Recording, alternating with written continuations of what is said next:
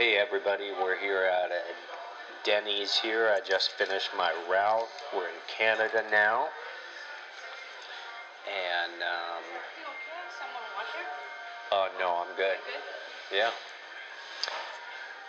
We're here in Canada and I just finished my route. It's 18 minutes after midnight. No, it's 22 minutes after midnight.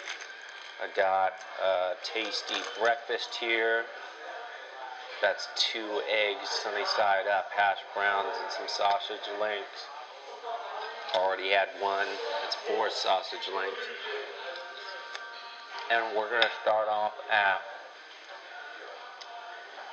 1 Kings 11.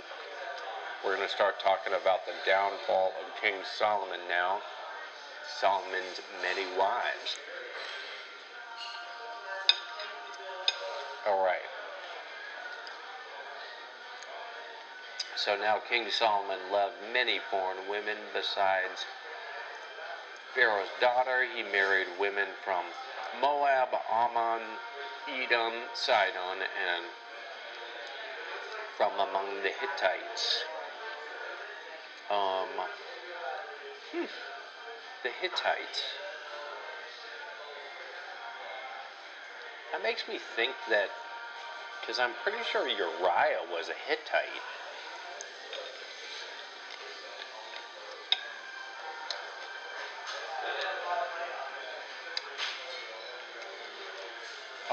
That's interesting. Uriah was a Hittite, which technically would make Uriah a foreigner.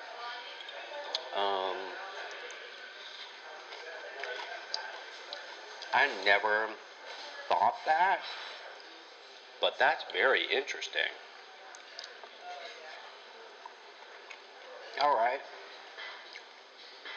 The Lord had clearly instructed the people of Israel, you must not marry them, because they will turn your hearts to their gods.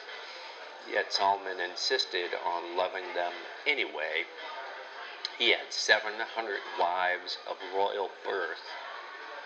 My Lord. So Homie is not just has 700 wives, but 700 wives of royal birth. He knows he has royal connections everywhere. Wouldn't it be interesting to have like a dating profile on all of these wives?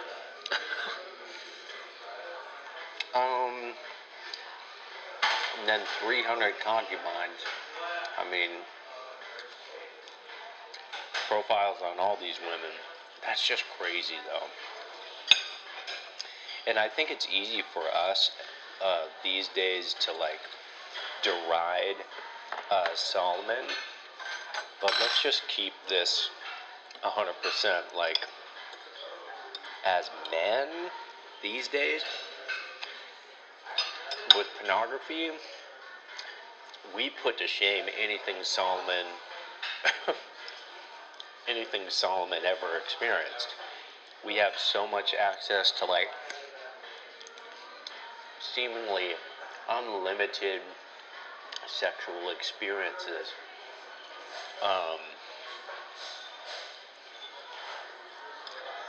They're digital experiences, mind you, but still, it's it's easy.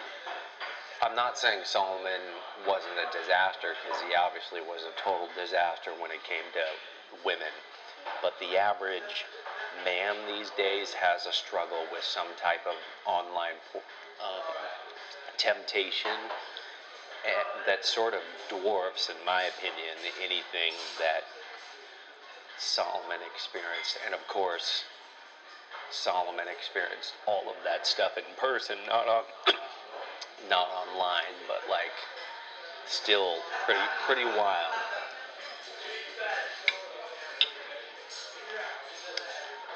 Really, both experiences are pretty wild, right? Not healthy.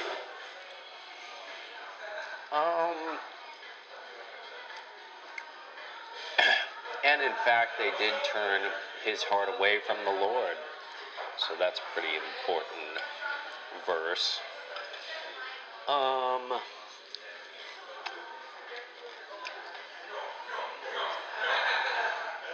in Solomon's old age, so now Solomon's already an old man.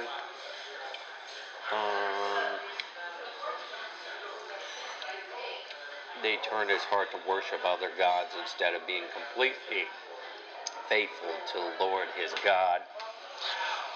And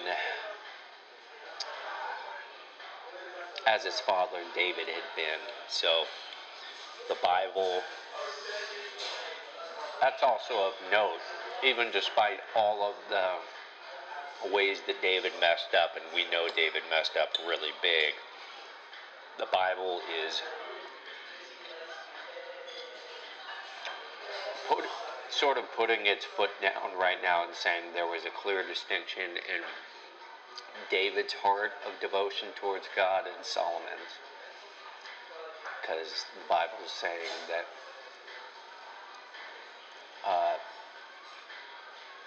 instead of being completely faithful to the Lord as David had been, Solomon was not. So that'd be interesting to, like, of course, see their lives, like the details, and why did God see such a difference? Clearly, some of it was because of the women that Solomon took his dad's sins to a whole different level sexually, and we don't understand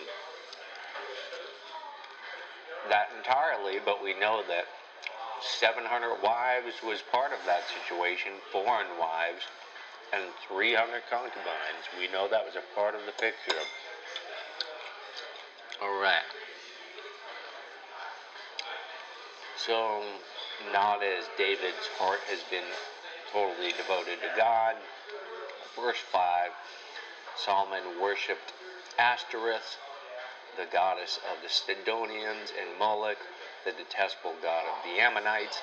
In this way, Solomon did what was evil in the Lord's sight. He refused to follow the Lord completely as his father David had done. So, there it is again.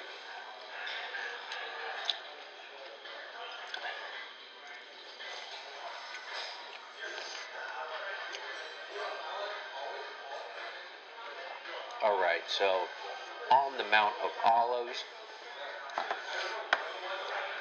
I'm going to let you, no, can't do that. On the Mount of Olives, east of Jerusalem, he even built a pagan shrine from Chemosh, the detestable god of Moab, and another from Moloch, the detestable god of the Ammonites. So he's building shrines to foreign gods now.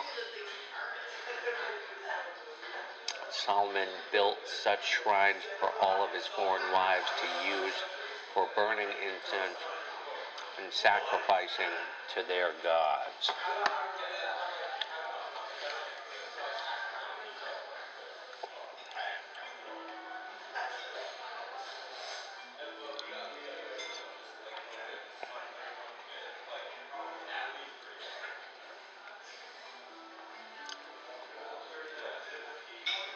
The Lord was very angry with Solomon, for his heart had turned away from the Lord, the God of Israel, who had appeared to him twice.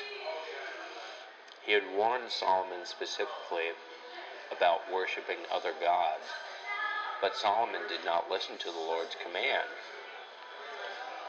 So now the Lord said to him, "Since you have not kept my covenant and have disobeyed my decrees, I will surely tear the kingdom away from you and give it to one of your servants." And that's just like the basic command, "You shall have no other gods before me," right? I think we sometimes forget about that commandment because it's not as, I don't know.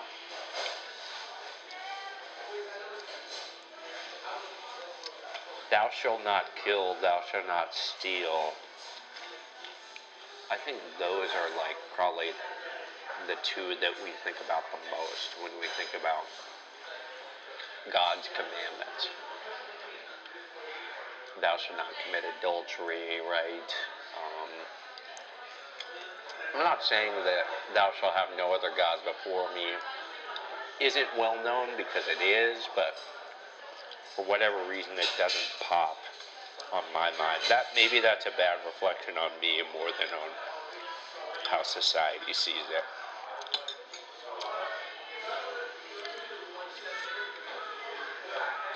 All right, it's super good. Yeah, I'm putting it on YouTube. Really? Mhm. Yeah, I read the Bible out loud, and I just talk about it. The Bible? Yeah. Oh. So you are a Roman Catholic? I'm a Protestant. I'm a Christian. Oh, I see. Mhm. Yeah, and it helps me to like read, because lots of times I get bored reading, and so I just don't read at all. So now I've started to put it on YouTube, and it's helped me to read again. You know. I see. Nice. I've studied a lot of Bible in the past. I've gone to school for it, and sometimes I just get bored with reading, if I'm honest. Yeah. So this helps me. Yeah, that's good. Mhm. Yeah.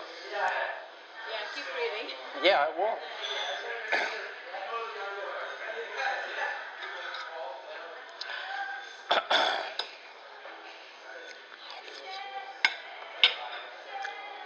All right. Then the Lord raised up Hadad the Edomite, the member.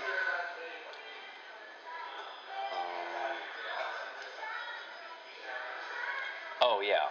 All right. I will take the kingdom away from your son. Oh wait. Okay. Sorry.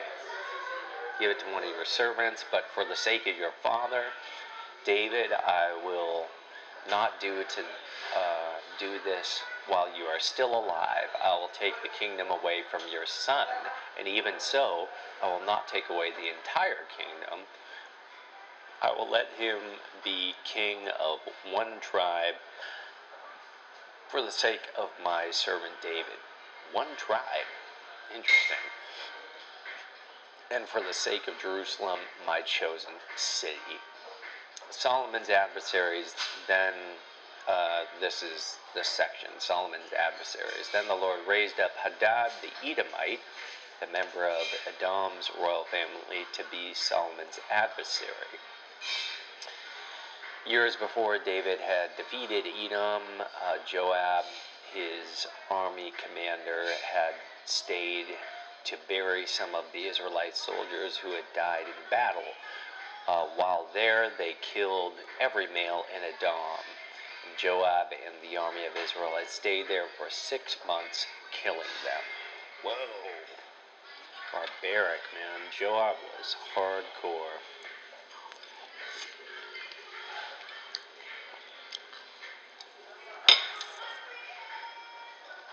I was thinking about that when I was like driving today, just going like, what on earth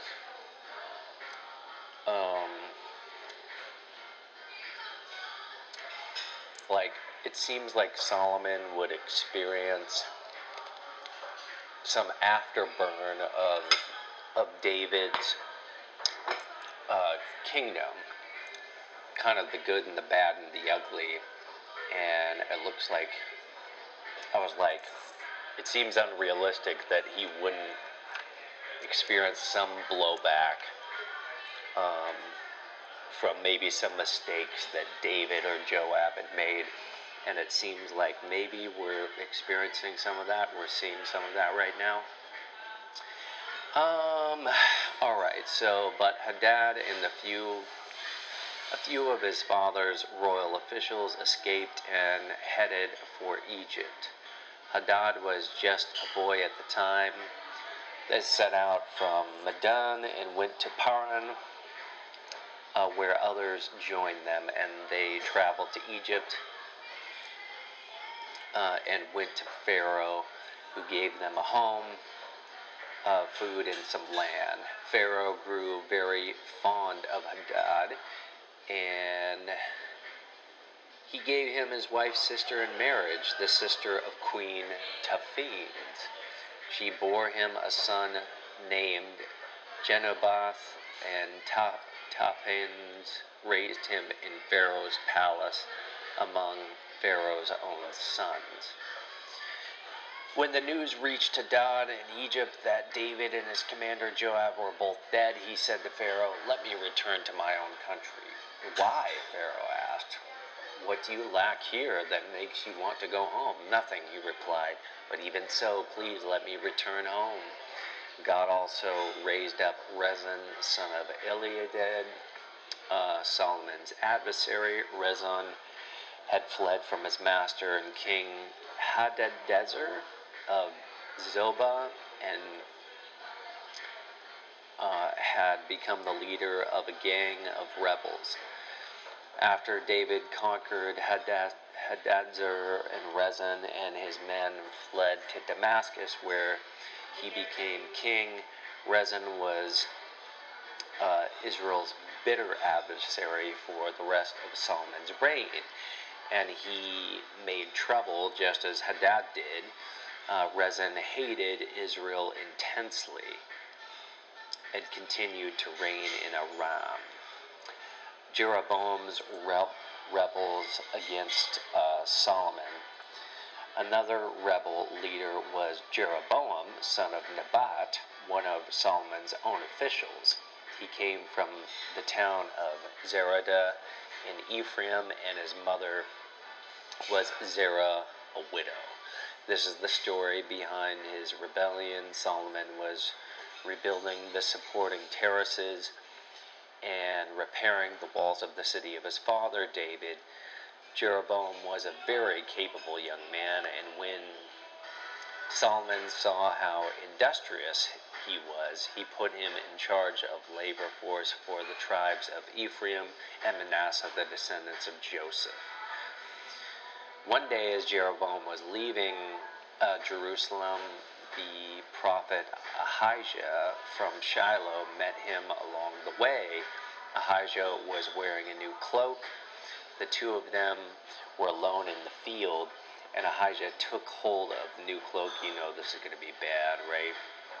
This feels like Cain and Abel to me, but we'll just see what's up. And Ahijah took hold of the new cloak he was wearing and tore it into 12 pieces. Then he said to Jeroboam, "Take 10 of these pieces, for this is what the Lord, the God of Israel, says. I am about to tear the kingdom from the hand of Solomon. Thank you. And will give 10 of the tribes to you, but I will leave him one tribe for the sake of my servant David, and for the sake of Jerusalem, which I have chosen out of the tribes of Israel." All right, so it's not a murderous situation. It's just like a prophetic moment. "For Solomon has abandoned me and worshipped Ashtoreth." And that sounds a lot like when Saul tore Samuel's robe, and then Samuel's like, "Well, now the kingdom's going to be torn from you. That's good." Anyway, "For Solomon had abandoned me and worshipped Ashtoreth, the goddess of the Sidonians, Chemosh, the god of Moab, and Molech, the god of the Ammonites. He has not followed my ways and done what is pleasing in my sight. He has not obeyed my decrees and regulations as David, his father, did." And there it is, the comparison between Solomon and David again. "But I will take the entire kingdom from will not take the entire kingdom from Solomon at this time." And it is interesting. It's like, clearly Solomon's prayer or request for wisdom was granted to him, even if it was just in a dream.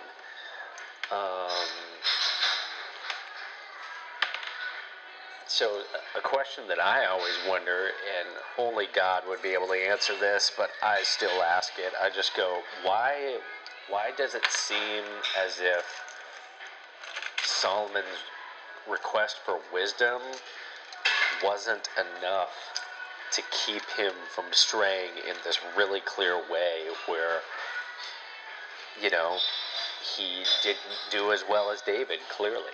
It seems like with that humble request, he would have done just as well, if not better. But I guess not. Only God can answer that one.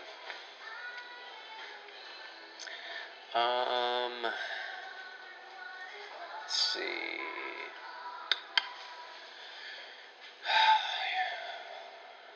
He's not obeyed my decrees and regulations as David his father did, but I will not take the entire kingdom from Solomon at this time for the sake of my servant David, the one whom I chose and who was obeyed, and who obeyed my commands and decrees.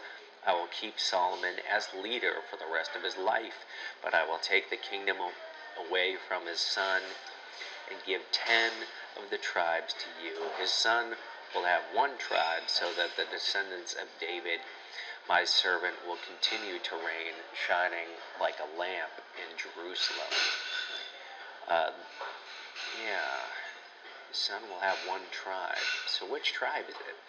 Shining like a lamp in Jerusalem, the city I've chosen to be the place. So is it Levi?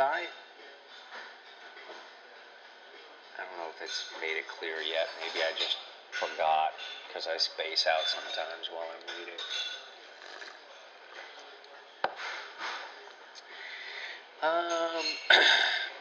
And I will place you on the throne of Israel, and you will rule over all that your heart desires.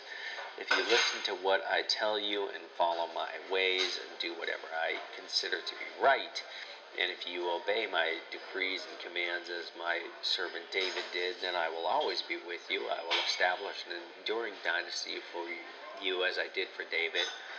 I will give Israel to you because of Solomon's sin. I will punish the descendants of David, though not forever. Let me see if it said which tribe it is. Yeah, I will keep Solomon as leader for the rest of his life, but I will take the kingdom away from his son and give 10 of the tribes to you. So he's speaking to who right now?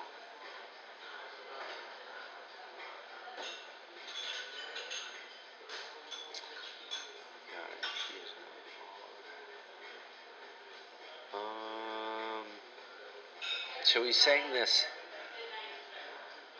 to Jeroboam? Am I wrong about that?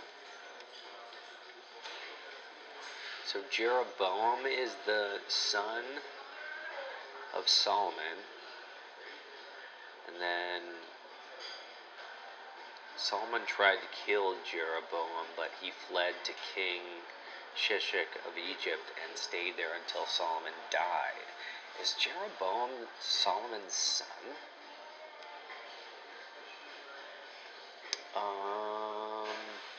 For Solomon abandoned me. One day as Jeroboam was leaving Jerusalem, the prophet Ahijah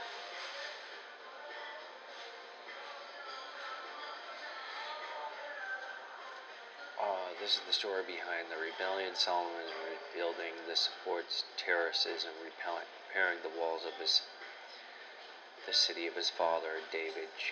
Jeroboam was a very capable young man, and when Solomon saw how industrious he was, he put him in charge.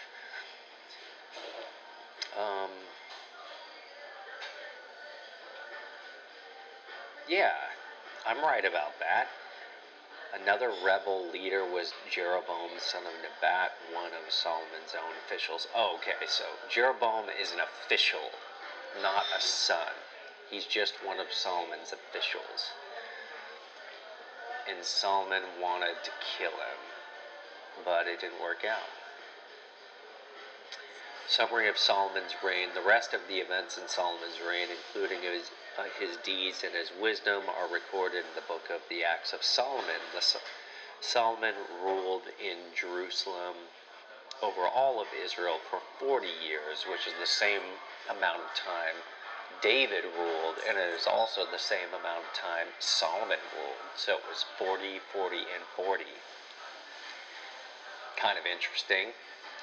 Um, Solomon ruled in Jerusalem over all of Israel for 40 years. When he died, he was buried in the city of David, named for his father, and then his son Rehoboam became the next king.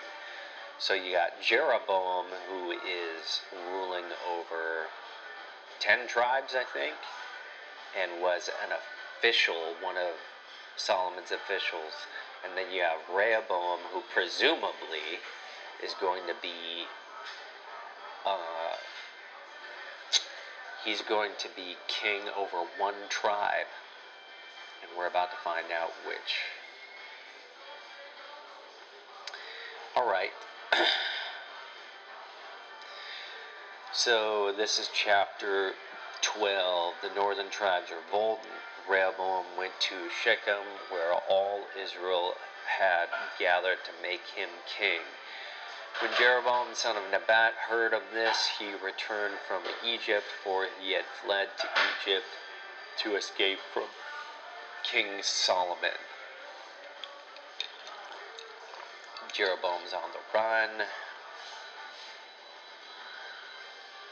Rehoboam went to Shechem, where all of Israel gathered to make him king. So there's definitely going to be a split here. We'll just see how it happens between Jeroboam and Rehoboam. When Jeroboam, son of Nebat, heard of this, he returned from Egypt, for he fled to Egypt to escape from King Solomon. The leaders of Israel summoned him, and Jeroboam and the whole assembly of Israel went to speak with Rehoboam. Your father was a hard master, they said. Lighten the harsh labor demands and heavy taxes that your father imposed on us, then we will be your loyal subjects. And here you're going to see how stupid Rehoboam is. Rehoboam replied, give me 3 days to think this over. Then he came back for an answer, so the people went away. Then come back for my answer, he says, so the people went away. And I don't know, I think Rehoboam kind of comes across to me as like the son of a rich dad who was never around, because he clearly has like a syndrome that he's making up for. He kind of reminds me of like a kid who would buy a truck that he can't afford just to prove that he's a man or something. Just overcompensating big time. Rehoboam replied, give me 3 days to think this over, then come back for my answer. So the people went away. Then King Rehoboam discussed the matter with the older men who had counseled his father, and he's not going to listen to these guys. What is your advice, he asked. How should I answer these people? The older counselors replied, if you are willing to be a servant to these people today and give them a favorable answer, then they will always be your loyal subjects. But Rehoboam rejected the advice of the older men and instead asked the opinion of the young men who had grown up with him and were now his advisors. What is your advice, he asked them. How should I answer these people who want to be me to lighten the burdens imposed by my father? The young men replied, this is what you should tell those complainers who want a lighter burden. My little finger is thicker than my father's waist. Yes, my father laid heavy burdens on you, but I'm going to make them even heavier. My father beat you with whips, but I will beat you with scorpions.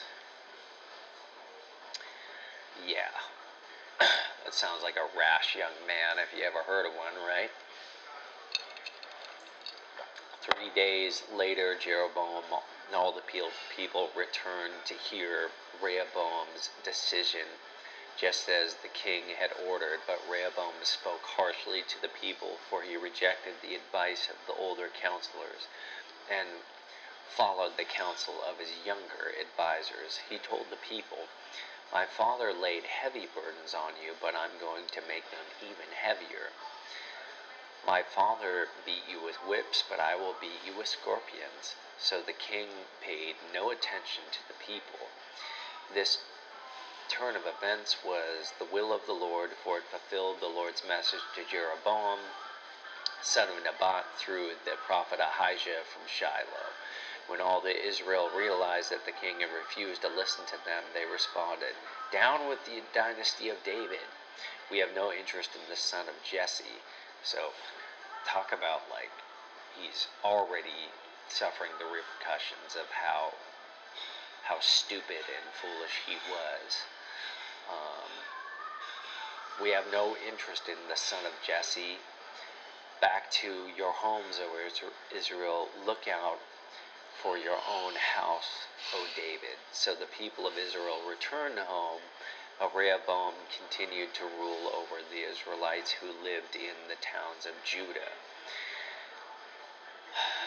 King Rehoboam sent Adoniram, who was in charge of forced labor, to restore order, but the people of Israel stoned him to death. Jeez, it's like the French Revolution over here. When the news reached King Rehoboam, he quickly jumped into his chariot and fled to Jerusalem, and to this day the northern tribes of Israel have refused to be ruled by a descendant of David. When the people of Israel learned of, so now we're understanding why there's this big separation between Israel and Judah. I want to say Judah ends up going with Rehoboam, but everybody else breaks away. The rest of Israel breaks away. When the people of Israel learned of Jeroboam's return from Egypt, they called an assembly and made him king over all Israel.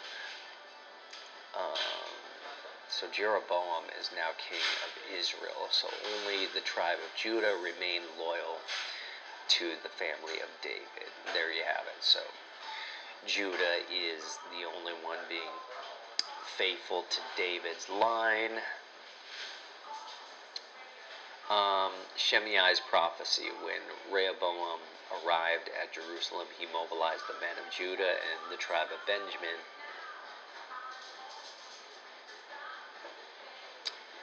180,000 select troops to fight against the men of Israel and to restore the kingdom to himself. So I guess we got Benjamin and Judah are with Rehoboam still. Don't ask me to explain it. I'm just telling you what I'm seeing.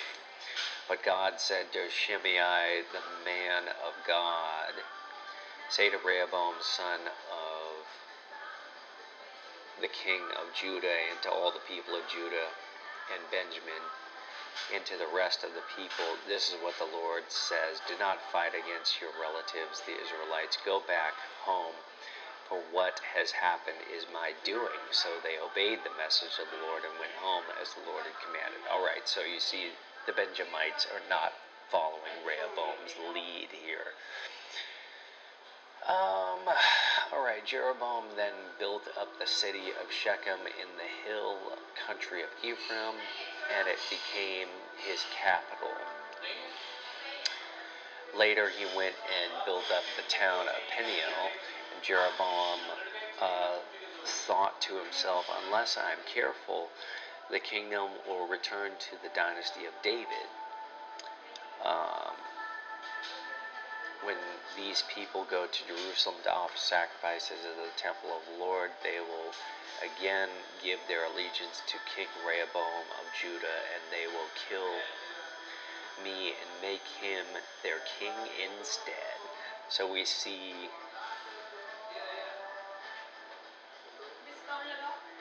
that Jeroboam is cautious where Rehoboam is reckless. But I don't know. We'll see. They will kill me and make him their king instead. So I don't know why he would think that.